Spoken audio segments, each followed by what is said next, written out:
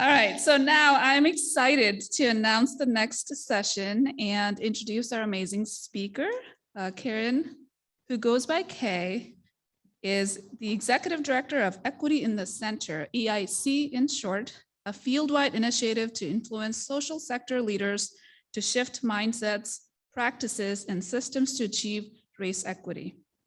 EIC envisions a future where nonprofit and philanthropic organizations advance racial equity internally while centering it in their work externally. In 2018, it published Awake to Woke to Work, Building a Race Equity Culture. How many of you are familiar with that? Okay, yes, because the 21-day challenge that United Way of Central Iowa put together had that as one of the resources. And Awake to Woke to Work, Building a Race Equity Culture details management and operational levers that organizations utilize to transform culture. Kay's focus on race equity developed through work with Surge Institute, Camelback Ventures, EdFuel, and National Black Child Development Institute is where she supported emerging and established leaders and social entrepreneurs of color. A management consultant with over 20 years of experience, Kay led engagements to refine programs and scale impact for national nonprofits, including the First T and AARP Experience Course, while at Community Wealth Partners, where she also coached grantees of Annie E. Casey, Wells Fargo, and Robert Wood Johnson Foundations on issues ranging from organizational capacity and sustainability to place-based collective impact. As you notice, I struggled with the sentence because that's a lot. And so Kay is an incredible, talented and resourceful person, as you just listened. Kay is a graduate of Harvard College and London School of Economics. And we're so excited to have you with us today, Kay. Kay Suarez. So good afternoon, and it's a privilege to be able to chat with you for the next hour about equity in the center's research, Awake to Woke to Work, Building a Race Equity Culture. A little bit about me. You heard a lot about me actually, but you didn't hear that I'm based in the Washington, D.C. area on the unceded land of the Anacostia and the Piscataway. And for those of you who don't currently, as part of your meetings, do land acknowledgements of our Indigenous brothers and sisters, I would definitely encourage you to do so. And there's a great resource, Native Land. It's a website you can Google. It's also an app. And wherever you are, I know you all are all in Iowa, but you can put in your zip code or your city and state and find out the name or names of the tribes whose land you occupy. And for the past year or so, year and a half, have begun a lot of my talks by sharing this tweet because it's reflective of the context that more often than not has brought me to speak to folks, which is in the wake of the murder of George Floyd and a lot of statements that have been made by companies and organizations about the need for greater diversity, inclusion, and equity. Individuals and organizations are really trying to figure out how to shift from talk to action on equity specifically. And for much of the past year and a half, I've been speaking to folks who believe very much in diversity, inclusion, and equity, but have not necessarily been able to achieve diversity, so literal representation within their teams. And so this tweet sort of captures the environment into which I'm often invited. So an organization or a group of organizations that are predominantly white, but seeking to learn more about how to, as we say, build a race equity culture. And there's often this tension between the values that are being spoken about or tweeted about or Instagrammed about around race equity and racial justice and the actual truth of what's happening inside of organizations. So in a lot of these organizations that now have a position or a stance publicly on race equity and justice, or simply on DEI, and those three things are not the same, and I'll talk a little bit more about that.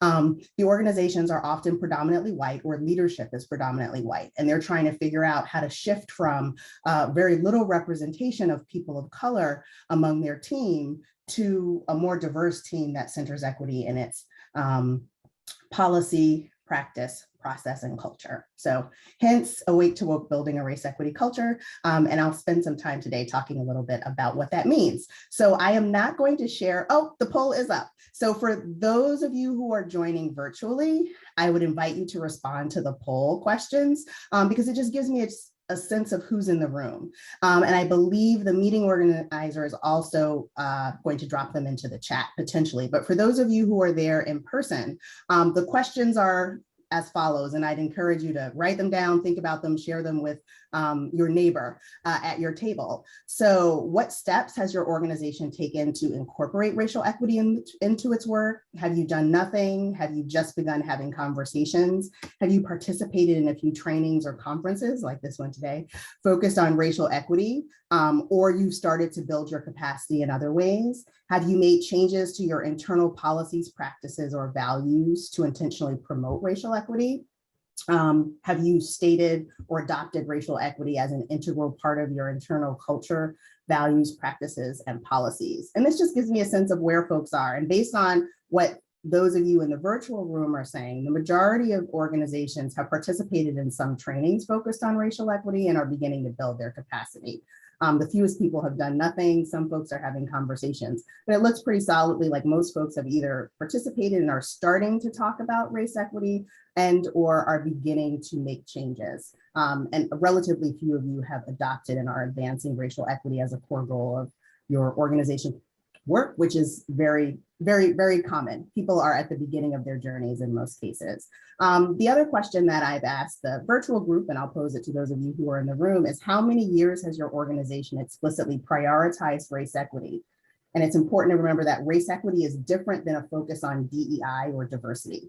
So have you been focused on racial equity for less than a year, 1 to 2 years, 3 to 4 years, or more than 5 years?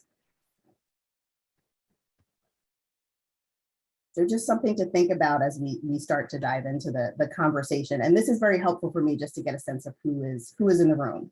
And in Equity in the Center's research, we found that more than 75% of organizations were at the very beginning of their journey. So just beginning to think about orienting away from diversity, literal representation, which is transactional, to a more transformational orientation toward race equity, which is about mitigating and hopefully over time eliminating race-based disparities in measurable outcomes. So what I'm going to talk about now is definitions and talk a little bit about the difference between diversity/DEI and equity or race equity. So when I come into organizations, the majority of the time, organizations are describing the representation on their team. So when they say diversity, they mean, do we have generally people of color who are part of our organization? Not have we created an inclusive organizational culture that values those diverse individuals as equal to others, nor does it mean that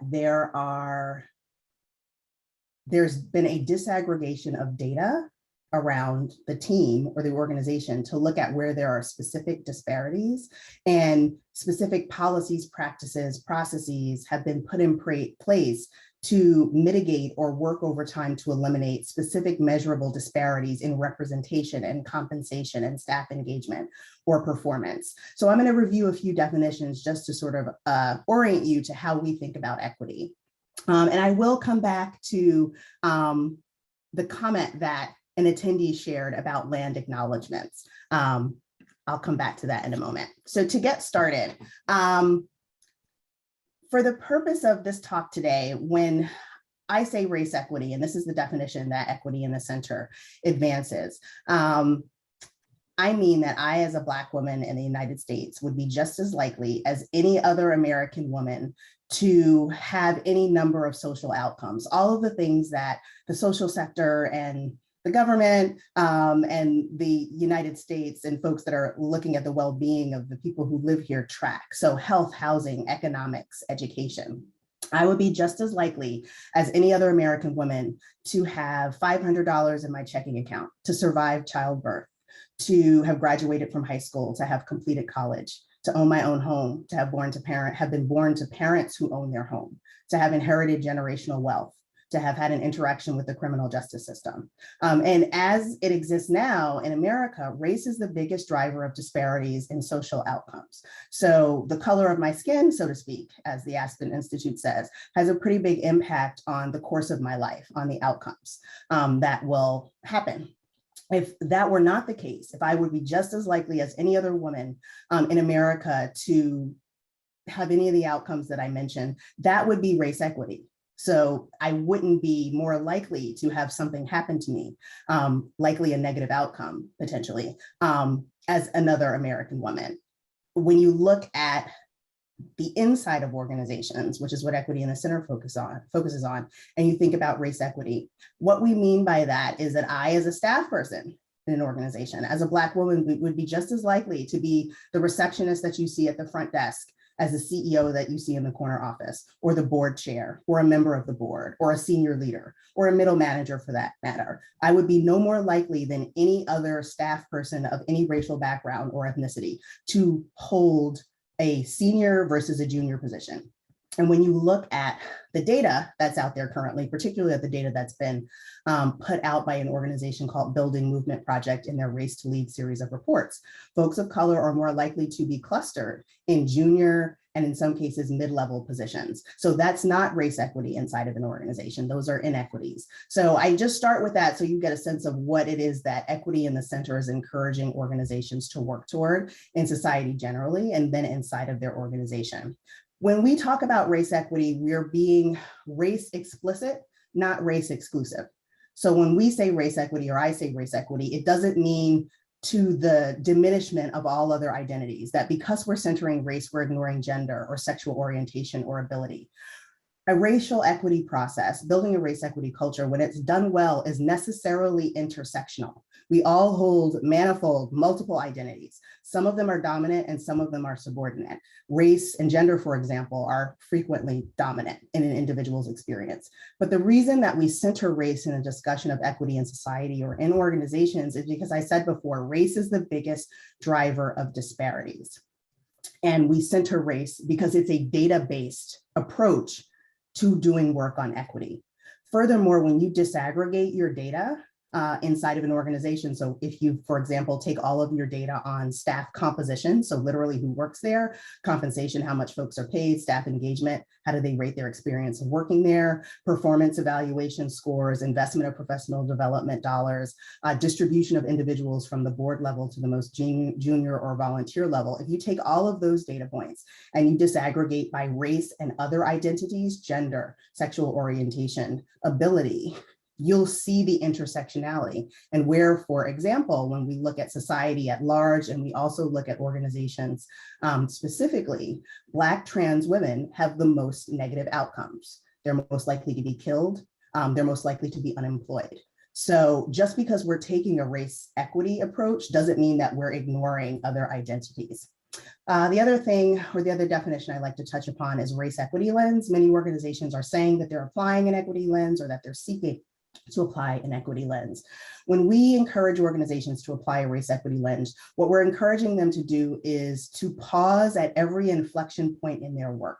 So whether they're hiring someone, entering into a partnership, launching a new program, raising a fund, identifying a new vendor, we're asking them to pause and consider the potential disparate impact of that business decision by race.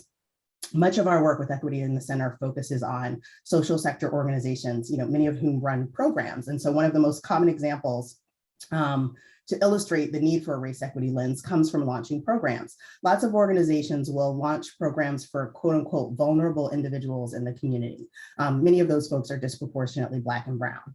Programs will often require individuals, and this is sort of a pre-COVID context, to present themselves, to apply or make themselves eligible for a program during certain hours of the day, let's say between 9 and 5. It might also require them to complete an online application. But what hasn't been considered is that the vulnerable quote unquote individuals that the program is designed to serve are not able to present themselves between 9 and 5 because maybe they have an hourly job that they can't get paid time off or any time off from, or maybe they don't have access to the internet. So using a tool called a race equity impact assessment, which is a series of questions staff, people, and leaders can ask themselves as they go about their work, is a tool organizations can use to make sure that they're applying a race equity lens. And I will share an example of that in follow-up. Race equity culture, that's what we're going to talk about today. And Equity in the Center defines that as a culture that is proactively focused on mitigating race-based disparities inside of an organization and outside of the organization and broader society. And it's really the focus on both of those things that characterizes an organization as being focused on building a race equity culture. Traditionally, organizations tend to focus outside of themselves when the issue of equity or inequity comes up. And the murder of George Floyd is a good example because of the number, well, a tragic example, but a very illustrative example of how organizations began to make public statements about the need for racial equity and justice in the world, but at the same time had a culture inside of the organizations which did not name race, had racism as a challenge for folks of color working there, and didn't have any working definition, understanding, or practice of racial equity or justice. So that disparity between what you say and what you do, what building a race equity culture seeks to do is to bring your words and the talk that you might do publicly into alignment with the daily practice inside of an organization. And I'll take this moment to acknowledge what someone shared in the Q&A virtually. I don't think those of you in the room were able to see it, but I did a land acknowledgement of the place where I am. And someone shared that they feel that land acknowledgements are essentially meaningless because it's talk and it doesn't translate to any action in folks' lives. So that's accurate. And what we are supporting organizations in doing when we encourage them to build a race equity culture is to move beyond just acknowledging the land, for example, to being an active and intentional ally to Indigenous brothers and sisters, to paying attention and valuing and honoring and being inclusive of Indigenous folks in the present, in your current communities, and getting connected to resources that would support active allyship versus just saying an empty acknowledgement of the place that you live. And that is important to note. It's a good example of how an organization or even an individual's thinking would move from awake to woke to work, from just naming the tribe and the tribes on whose land you occupy, to developing an understanding of their significance in the present in your existing community, and then demonstrating meaningful allyship in solidarity with Indigenous folks. So building a race equity culture, before I go to the race equity cycle, I want to take a few minutes to talk about why we believed building a race equity culture was necessary. So on the left-hand side of the slide, this data captures what Building Movement Project, whom I talked about a little bit earlier, calls the racial leadership gap. So people of color are roughly 39% of the working population. We're only 10% of CEOs, 10% of board chairs, and 16% of board members. This data is from the social sector. So looking at philanthropies, nonprofit, social sector organizations, and social enterprises. The racial leadership gap is the difference between our representation in the general working population and in these most senior leadership positions. So the question is, after decades and decades of affirmative action has been around longer than I've been alive. After many decades of intentional fellowships, an explicit focus on diversity and a need to recruit folks of color into organizations, why does this data look this way? And at Equity in the Center, our response to that is that organizations are replicating patterns of discrimination internally, which prevent folks of color from reaching these more senior positions. So we put forward this strategy and approach for building a race equity culture to support organizations and society and the sector more broadly in closing this gap. But the other data points on the slide address the most common reasons that individuals and organizations give for why there is a racial leadership gap. So in the center of the slide, often when I work with organizations, leaders will say something like, well, we have some folks of color on our team, but they're not and have not over the years been interested in the top job. So what was powerful about Building Movement Project's research is that they asked those of us who completed their survey, and there were thousands of folks nationally who participated, do you want to run the place where you work? You were significantly more likely to say you were interested in running the place where you work if you were a person of color. On the right-hand side of the slide, this data speaks to what is without question the most pervasive belief about why folks of color are not represented at the highest level of organizations in the social sector, or generally for-profits included. And that pervasive belief is that people of color are not as qualified as their white colleagues. So those of us who took the survey put in our educational background. And again, this data is for folks who work in the social sector, not the for-profit sector. But for those of us who work in the social sector, there is no statistical difference in the level of education or qualification between folks of color and their white colleagues. In fact, if you disaggregate this data and you look at Black women, for example, we're significantly over-credentialed. And what folks of color will often do is stack degrees in an attempt to get the jobs on the left-hand side of the slide. And sometimes it works out, sometimes it doesn't. But many of us, individuals of color, have been a part of hiring processes where we were the diversity individual in the final slate.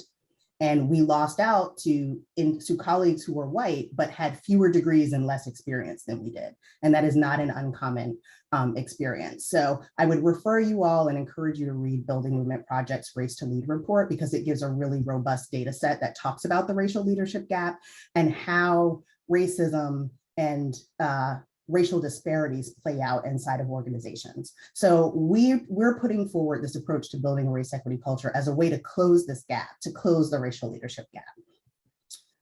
As I begin to explain Awake to Woke and Work to Work and what that looks like in organizations, what I would ask you to consider and to remember is that at each step of the journey, as an organization moves from Awake to Woke to Work, making progress on building a race equity culture, what organizations have to do is take intentional action at the 4 levels at which oppression operates. So this graphic illustrates the 4 levels at which racism operates, but it's important to remember that all systems of oppression, if we're talking about sexism, if we're talking about homophobia, if we're talking about ableism, they all operate at these 4 levels. So at the individual level, that's our personal beliefs and ideas about race and racism, what we think about race and people of different races. Interpersonal is how those beliefs about race and racism that we hold in our amygdala, how they affect the way that we interact with other people. How do we judge them? How do we value them? Do we think them worthy of this job or another? Institutional is how societal beliefs about race and racism, as well as the personal beliefs that are informed by society, are codified in institutional practice.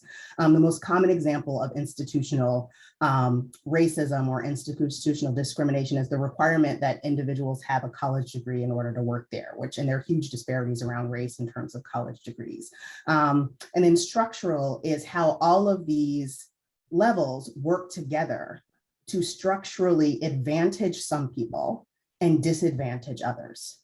So as an organization chooses to center equity, chooses to begin transforming its culture, it will have to put into place and do education to support individuals and the institution at making progress in all 4 of these levels simultaneously.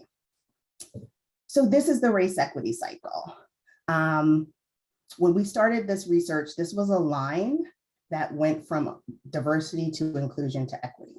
We intentionally moved away from the line because all of us who are in the room or online know that change is not a linear process. So it's a circle. And we moved away from diversity, inclusion, and equity because what we heard overwhelmingly from folks in the field is that those words, diversity, inclusion, and equity, and the acronym DEI, were increasingly meaningless in practice, because individuals and organizations had adopted those words as a check the box. So yes, we have a diversity statement. Yes, we have a DEI statement. Yes, we believe in diversity. It might live in a statement on the website. It might live in the organizational handbook. It might live at the bottom of a job posting, but it was not necessarily meaningful beyond those words. So we decided to move away and use Awake, Woke, and Work. And there's a whole ongoing dialogue in the country about the use of the word woke, but this framework was created back in 2017. And I see someone has raised their hand. I know the meeting organizers are going to help me address questions as they come up, and I will pause and take them. So after I go through the cycle, I'll pause and take some questions. So if the meeting organizers could help me call on the person who raised their hand. So Awake, that's what most folks would call diversity. That's when an organization has a very transactional approach to diversity. meaning literal representation. If we're talking about race, how many folks do we have working here who do not identify as white? If we're talking about sexual orientation, how many folks do we have here who identify as queer or identify as disabled? It's a very literal interpretation of diversity. So who works here? And there's often at this stage with organizations, a very robust dialogue ongoing about the need to recruit more diverse individuals. But what's not happening is a conversation about what the experience of working in an organization will be like for those so-called diverse individuals once they become employed there. There also isn't any consideration given to the reasons that, generally speaking, when you look at the data in organizations, there is a disparity in the rate of turnover among staff of color versus their white colleagues. And so what the organization isn't thinking about at the awake stage is, why is that? What is it about our culture that makes folks of color less successful here? And they either are asked to leave or choose to leave. At the awake stage, often when I speak to organizations and I ask them what they're doing on equity, the response by often a senior leader will be, well, you should talk to Kay. She's the VP of talent. She can tell you what we're doing on equity. So equity and DEI, diversity, all of those things are conceived solely or thought of solely in terms of representation, who we need to hire, who we haven't been able to hire, who we need to bring into the organization, not what is the culture of our organization like. There's also a pretty explicit understanding and statements often that anyone who works at the organization has to fit into the white dominant culture. So it may be a predominantly white organization. I will also say that this cycle applies to organizations that are predominantly folks of color, because white dominant culture is not about white people per se. It's about a culture we all share as Americans, which values some people more than others. So at the awake stage, organizations know they have a white dominant culture. If they're recruiting folks of color, they feel strongly that those individuals have to fit in to their organizational culture. And there has been some writing in the past few years about how even in the talent space, HR folks are moving away from using words like fit when we talk about whether or not a candidate of color is a fit for an organization, because what it has become increasingly understood is that the word fit is code for this person of color is not assimilated enough to work here. At the woke stage, what happens is organizations make a shift from a focus on assimilation and recruiting for more diverse people for the sake of recruiting them, to considering their internal culture and the extent to which it is inclusive of diverse individuals. So do we as an organization value all of the folks who work here, regardless of their racial background or regardless of their other identities? Do we value all of these individuals as equal?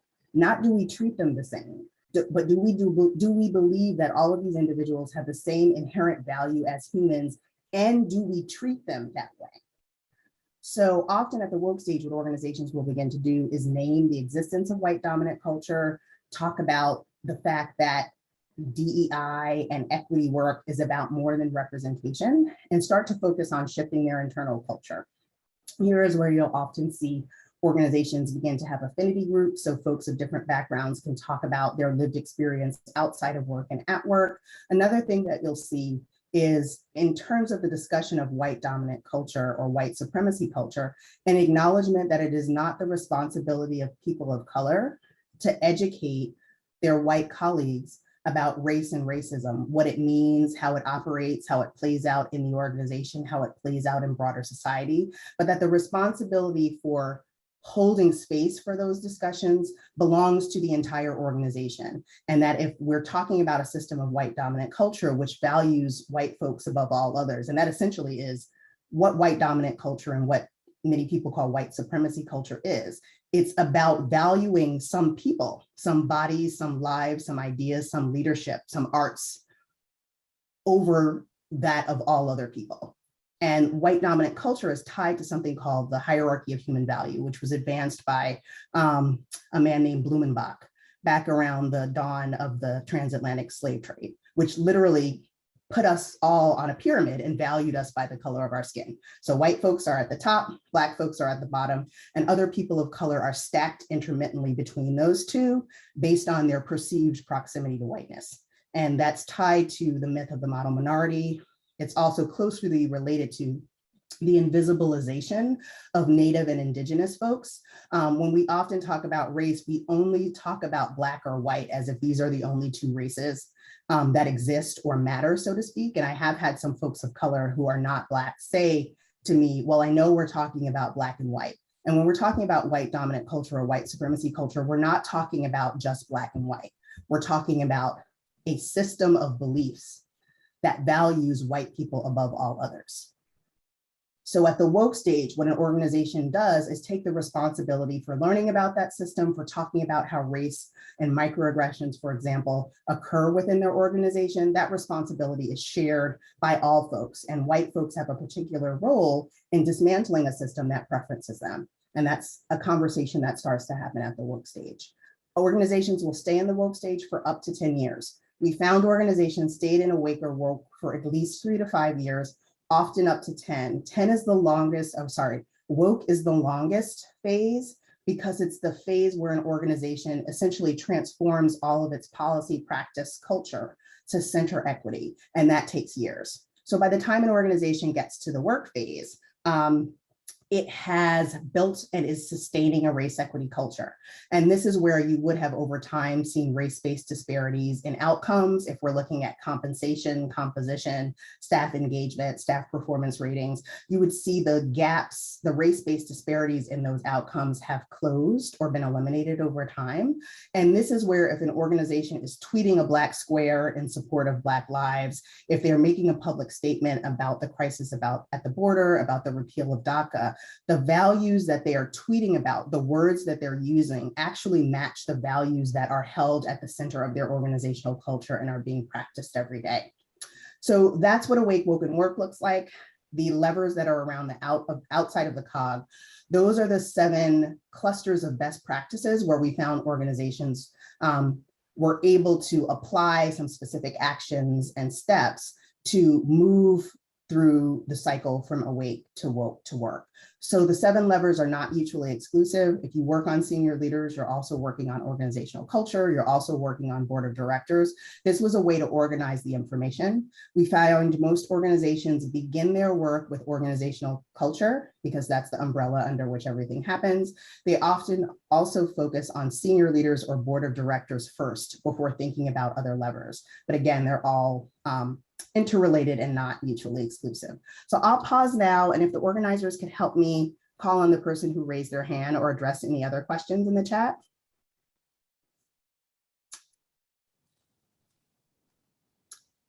I see someone dropped a question in the chat, so I'm happy to address that first.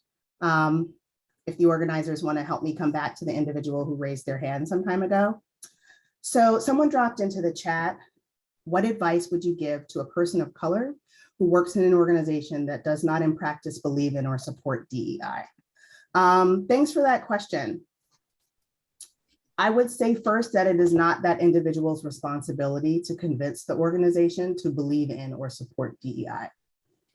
One of the important shifts that happens from awake to woke, when we acknowledge that white dominant culture, white supremacy culture exists, and we start to take responsibility for our shared need to dismantle that, is that we're not putting the burden, the emotional burden, disproportionately on people of color to make the case, to make people believe, to support the organization in doing better on DEI.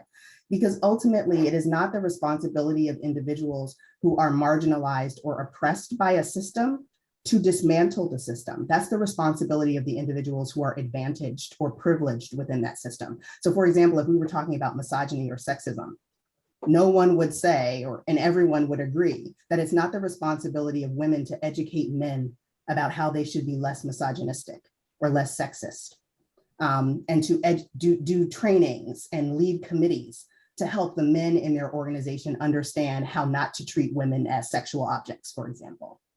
So when we're talking about race and racism, it is not the responsibility of people of color to educate their white colleagues about the existence of race or racism inside of their organization or in broader society. I acknowledge that I'm giving the talk that I am now because this is what I do for a living.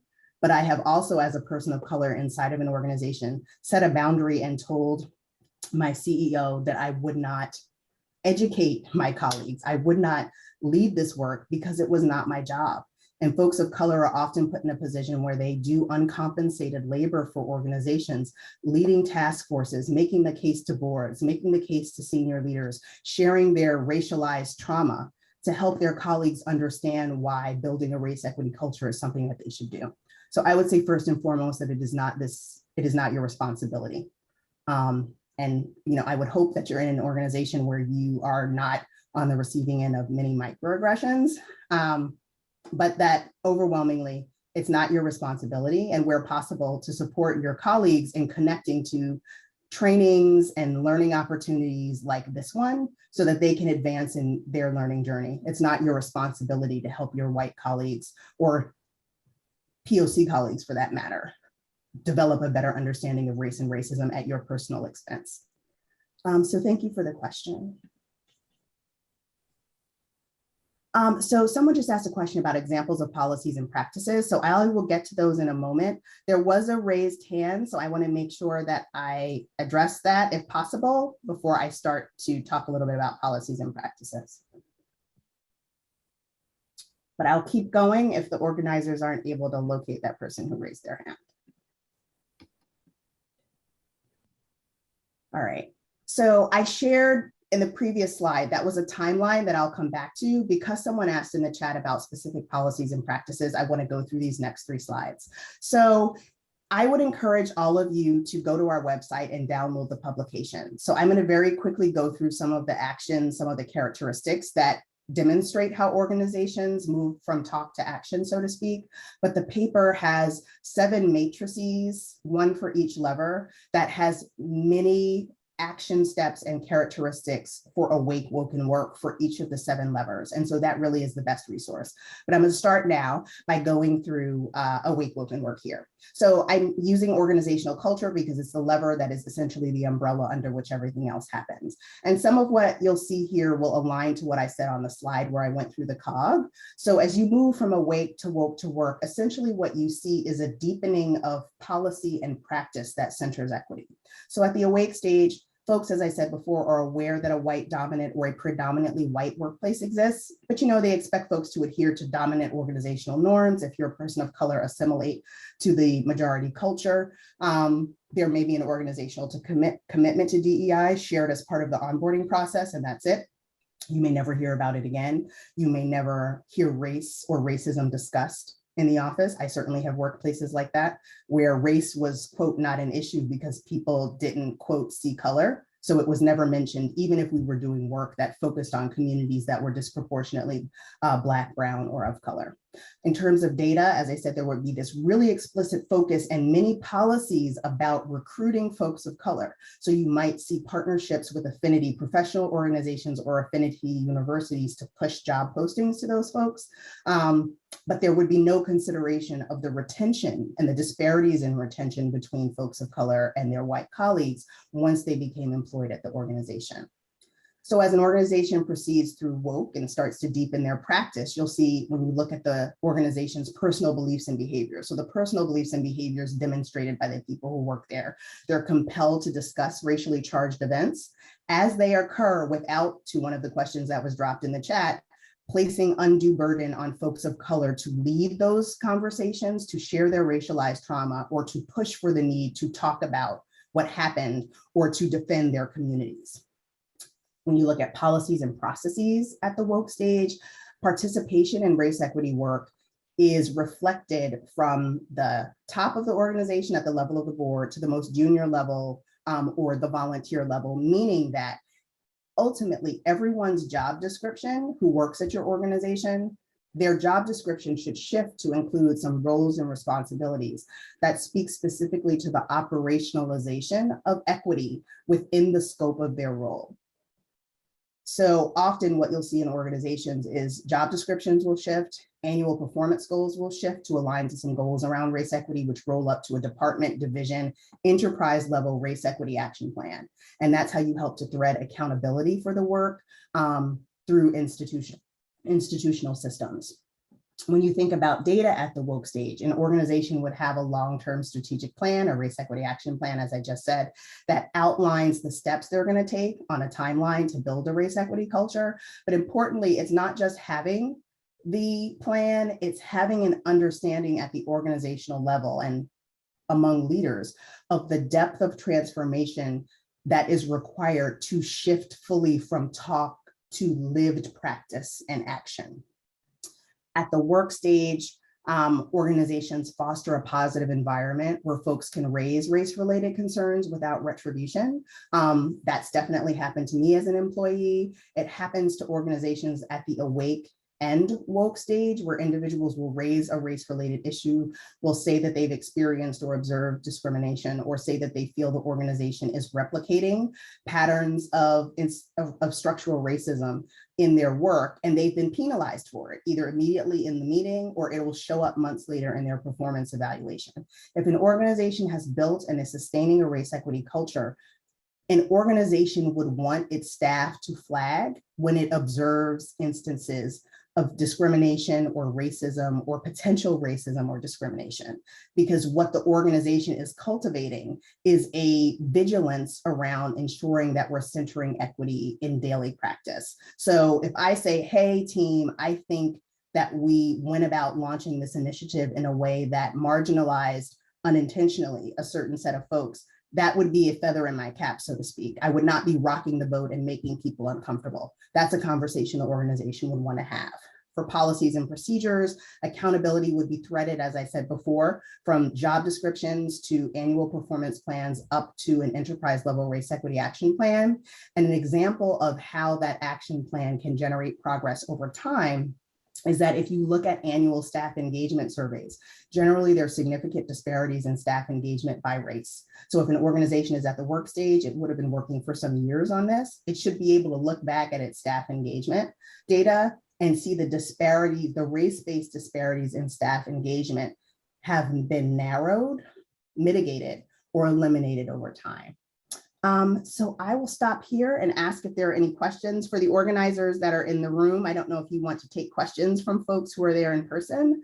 Otherwise, folks who are with us virtually are welcome to continue to drop things in the chat. Thank you, Kay. We're going to take questions from the room. Any questions in the room, please raise your hand. We have volunteers in the room who will come to you with the microphone.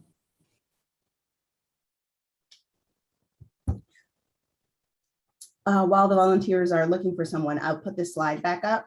So this is an example of a timeline that an organization, the timeline of an organization that's doing race equity work, working to build a race equity culture. This is not the definitive timeline. This is an example of what the work might look like.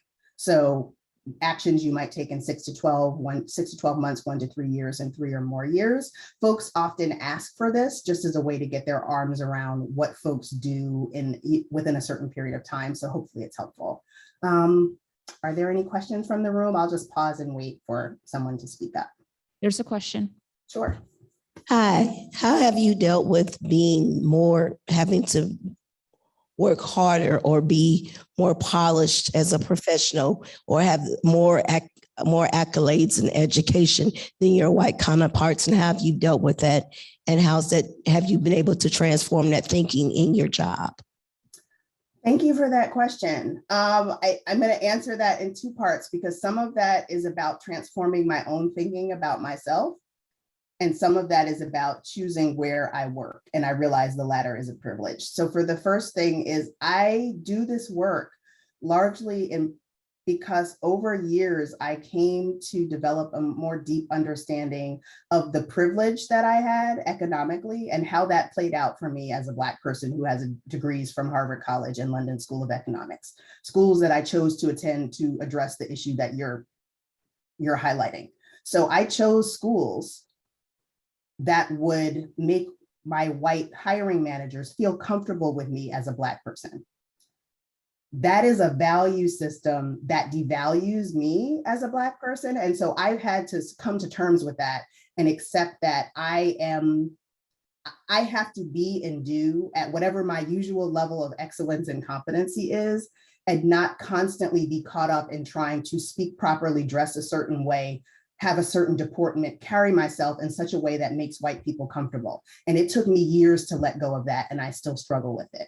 On the other side of the coin, in terms of how do you move the needle within organizations, encouraging colleagues to participate in conversations like this one, to develop an understanding of how white supremacy culture plays out in organizations.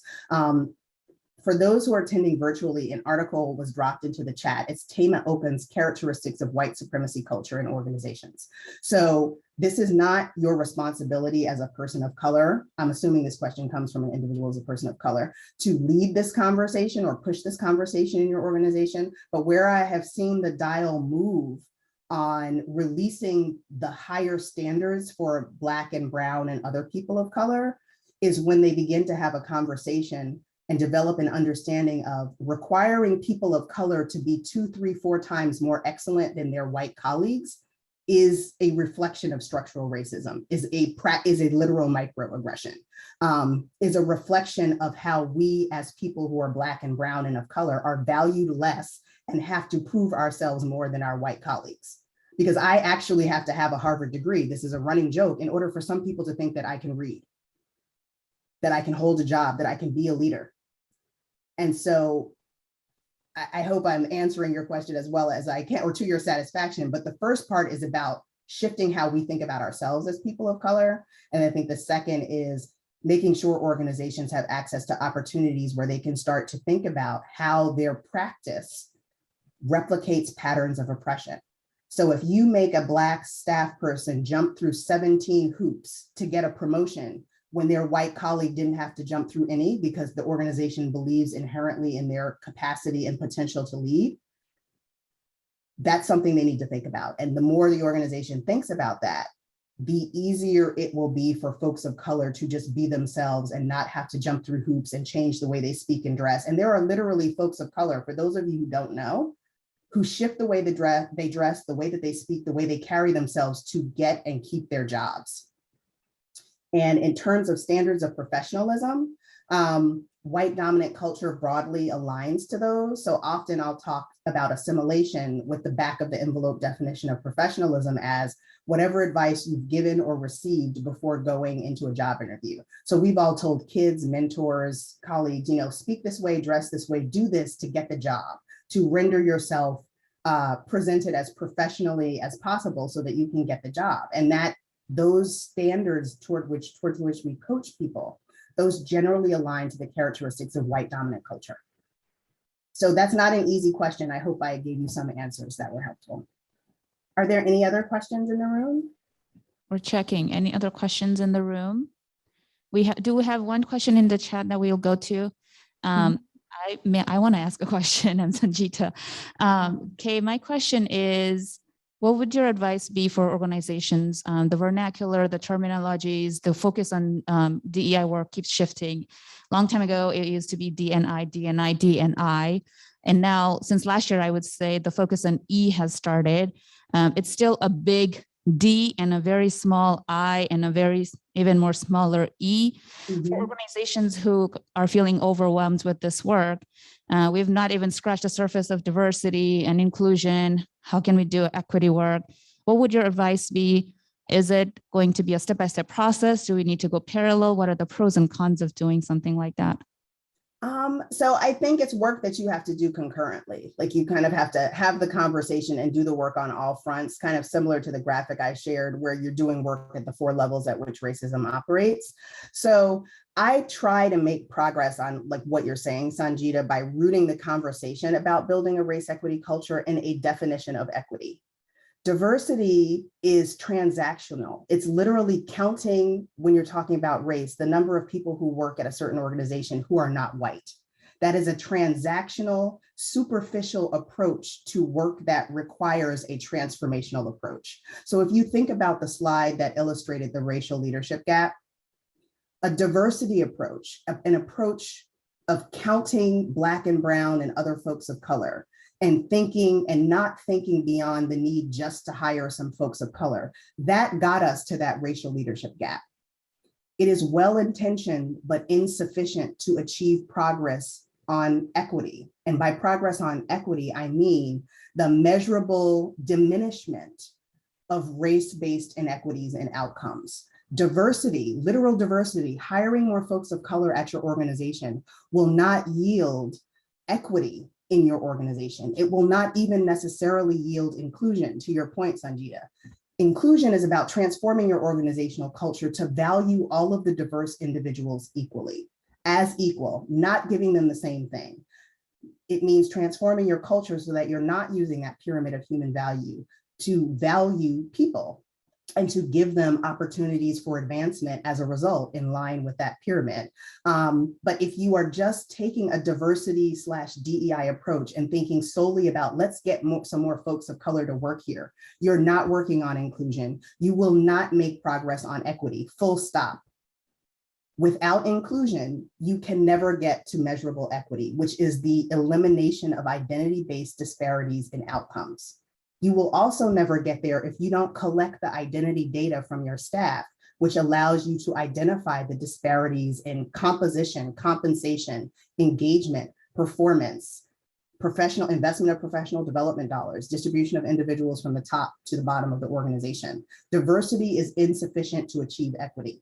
If all an organization is interested in doing is changing the window dressing and shifting what one person I once worked with called the complexion of their organization, you will not make progress on equity.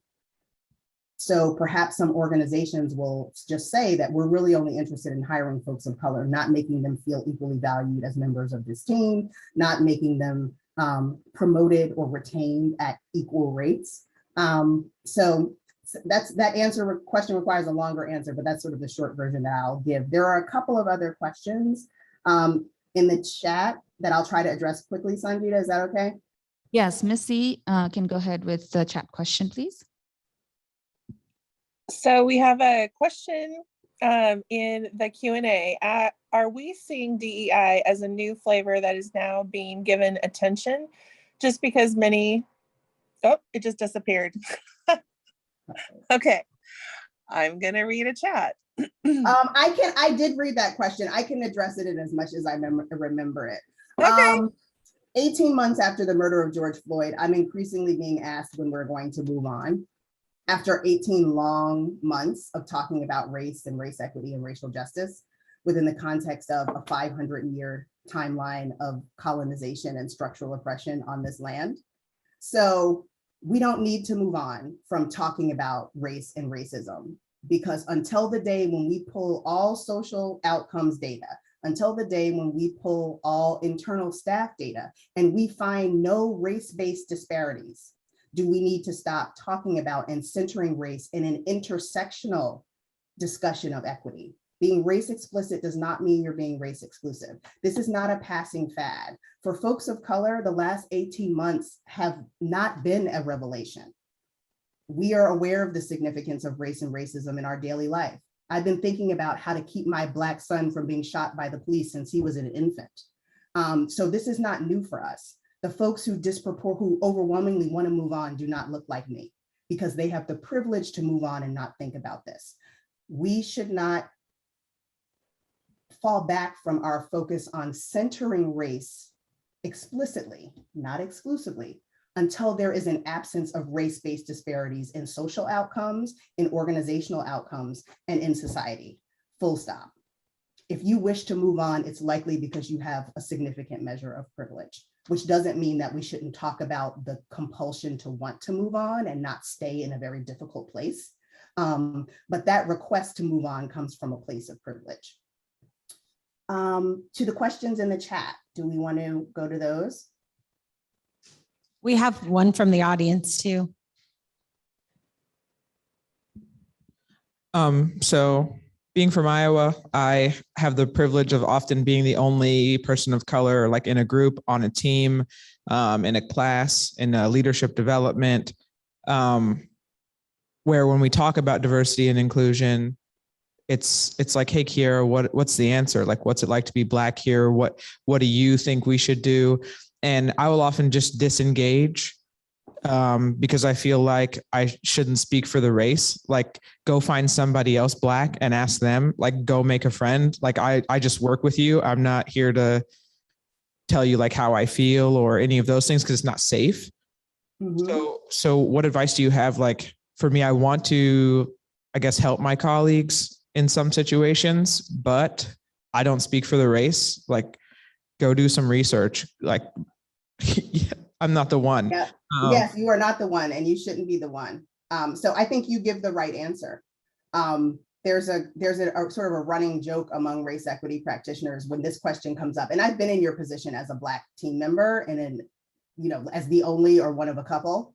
And I have felt sometimes compelled to answer those questions, and the way you're handling it is the best for your emotional well-being. It is not your job to educate white people on whiteness. I get paid to do that for a living, and it is still a significant emotional burden. And I still draw a boundary as to what I will not explain to a white person about race and racism, because they can go out and learn for themselves. They can read many articles, they can Google it. I'm not being flipped. There is no question on race that you have as a white person or as a person of color that has not been asked. Google it and get to reading.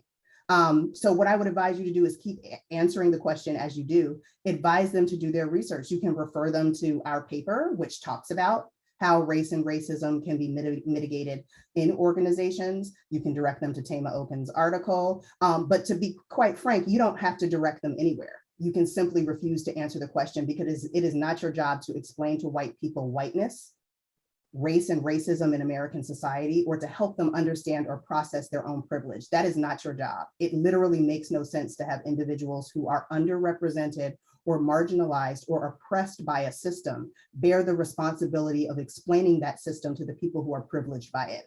Full stop. Thank you for the question. I have one more question. So I often will challenge leadership on why I'm the only person of color in like a company of 70 people. And their answer is that they aren't applying. So what as a company can we, like, I know that Black people exist in Iowa, Hispanic people, like there is diversity in the state. There are people that need jobs. How do I create the conversation on like, they're not applying is not the appropriate answer. Like that isn't the end all be all of the conversation. So do you have any advice or wording that I could use? Yes, they're not applying is not the appropriate answer. It is not your responsibility to help them figure this out, first of all. But what they need to do is figure out a different way to go about recruiting to achieve a different result. Some people will joke and say that the definition of insanity is doing the same thing over and over again and expecting a different result. So obviously, if you want to hire people of color and have been very unsuccessful in doing so over a period of years, you're not doing something right to achieve the desired outcome. So you need to change your process to center equity. Overwhelmingly, organizations circulate job postings within their homogenous social networks. So for example, if you're in an organization of 70 folks, who I'm assuming most, as you said, most of them are white, if they distribute your job postings to their social networks, which are 99% white, who do you think is going to end up with the job?